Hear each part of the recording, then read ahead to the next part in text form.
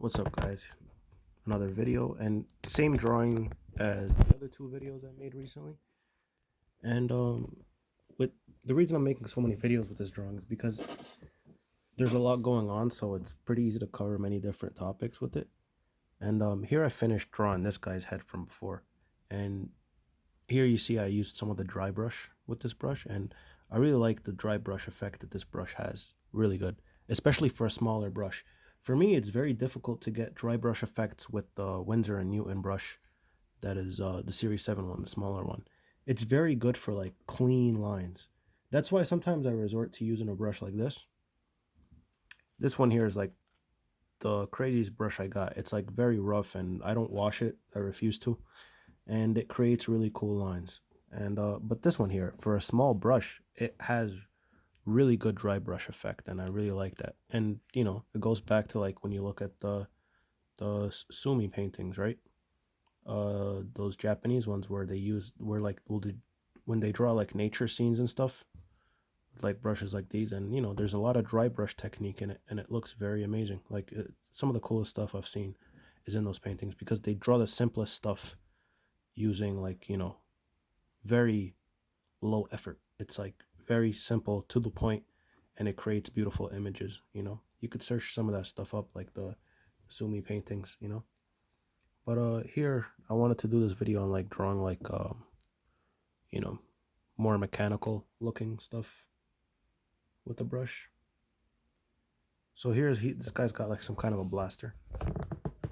Let me make it clearer. So yeah, he's got a blaster here, and I want to try to make that blaster look more technical. So we're gonna have to apply some of these shapes. I usually pencil really roughly, and that's why here the pencils are very rough. And I'll just apply the shapes and stuff, and that creates like more of a unpredictable. I don't know what I'm drawing here, but it all pulls itself together, you know, when you trust the process. So here I'm just gonna try to add in some shadows to imply like mechanical parts and moving stuff. And here I got these ridges here. You could add that shadow to make it look like it's curving or something, right? And then these shadows here to make it look like the light is inside.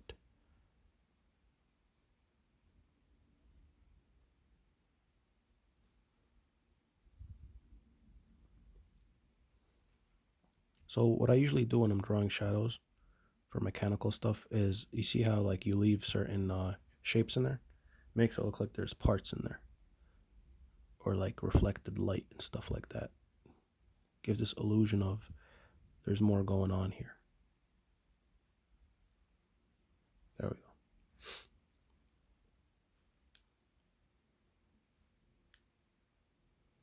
My favorite thing about this brush so far is how it can really do really thin lines.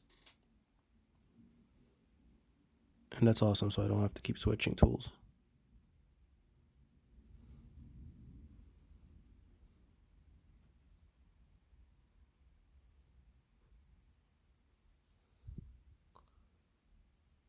The one thing that's a weakness of mine when I ink is that I grip the brush a little too hard, even though I try to stay relaxed as much as possible. And I know I've talked about it in videos before. You gotta try to stay relaxed when you ink. But I try to, but because I can't be too relaxed when I ink, my hand starts to sweat a lot, so I have to wear these gloves all the time.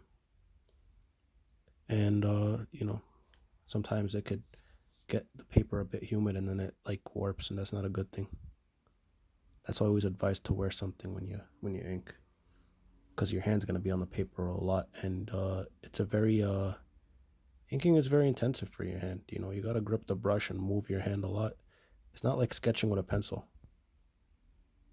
But yeah, you see here, trying to add and apply different mechanical parts, adding in different styles of rendering. Because like when you look at the inside of like a computer or a gun or you know, anything that's like mechanical, it's got a bunch of different components, and different components reflect light differently. They have different textures. They can be made out of different materials. So just keep changing up, keep changing things up, keep switching it up, you know, do all that. and you'll end up with a lot of cool different effects. And also, this guy here is an alien, and the weapon, like, it emerges from the inside of his body. I think they're like mechanical creatures, but at the same time they're organic. So there's a lot of possibilities here. And the viewer doesn't necessarily have to understand what is going on, just as like when you look at art, you understand it subconsciously. You don't have to understand all that's going on. Like when you look at stuff from Star Wars, like you look at those ships and stuff, spaceships or like droids, and you're like, you just know they're made out of mechanical parts, and like, this is a ship, this is a robot. Your mind just puts it together. But that's why you also have to follow certain rules when you draw, because you can't draw something completely unique, something brand new, and expect the viewer to understand it. So you still have to follow some rules when it comes to drawing things. You can't just be too unique. You have to be unique enough that it's something interesting, but not too different and too unique that the viewer does not understand it. Here we're trying to like get an interesting rendering going on.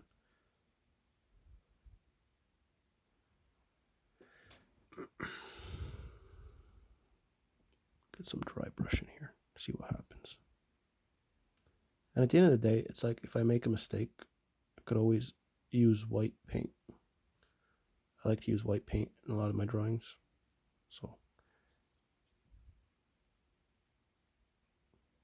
see here, the dry brush effect I really like. It's like a very accurate dry brush. Like it's less, it's not as unpredictable as some of the other brushes. So I like that a lot about this.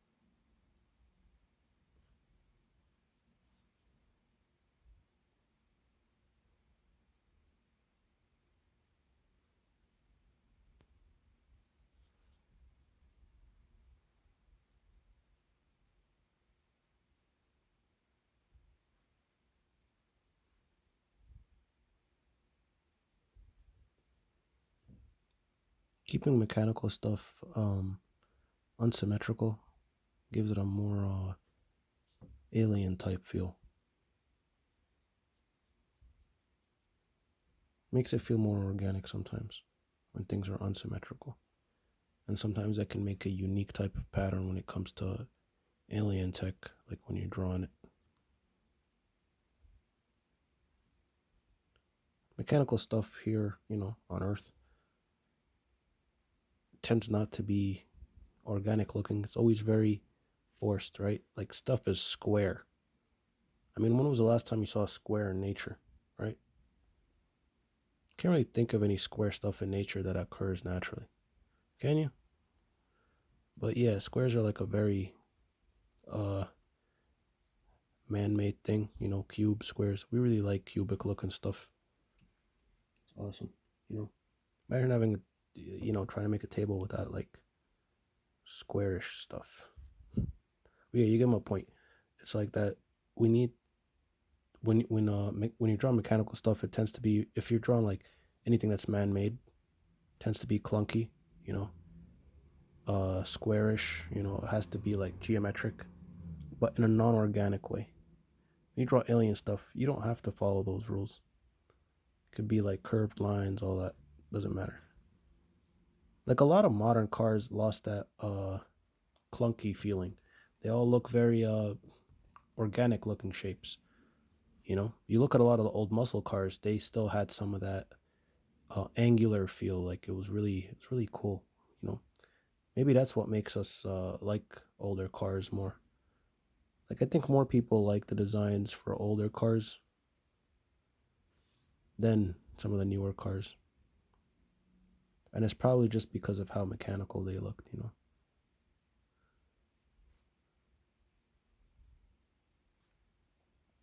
They look more angular and geometric.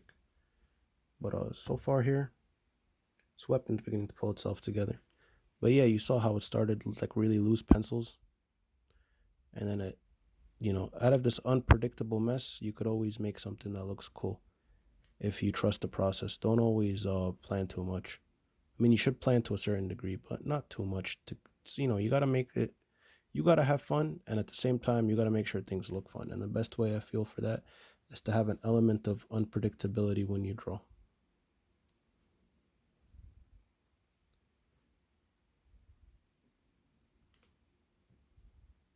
Trying to like bring from really dark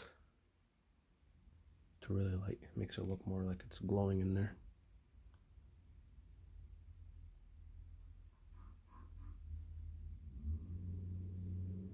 There might be sounds of cars outside, so if it's distracting, sorry about that. Might not show up in the mic, but that's okay.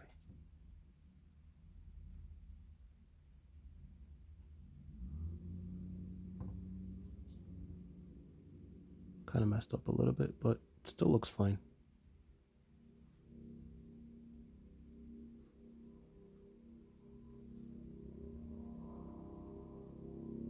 All right.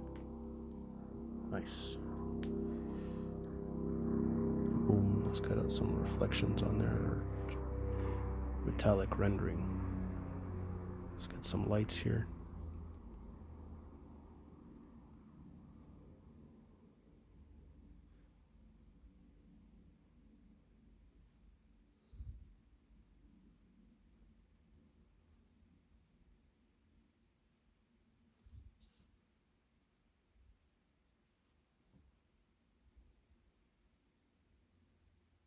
This has some like ventilator looking type stuff.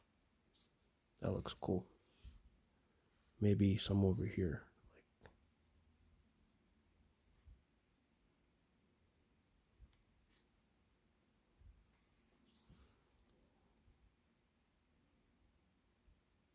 I don't know why, but it's always fun to add like tubes or stuff that always come out of like machinery or weapons. Gives it some character, makes it look cool.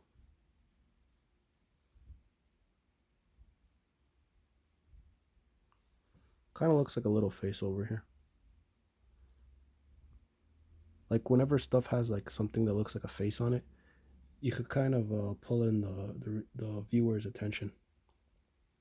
People are drawn to faces.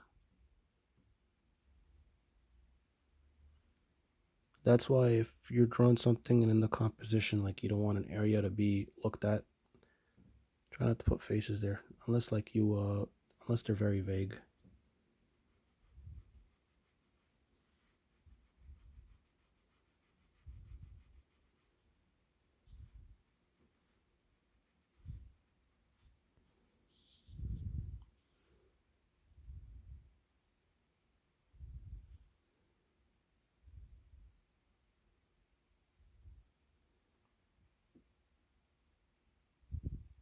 Trying to make it look like it's wires or, you know, more machinery or whatever.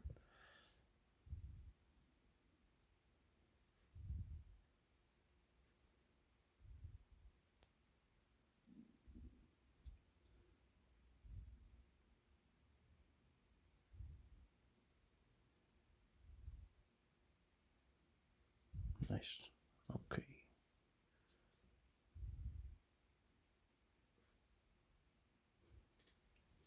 All right, that looks decent. All right. Thanks for watching. Hope you learned something. Hope you enjoyed what you saw. And thank you. Bye-bye.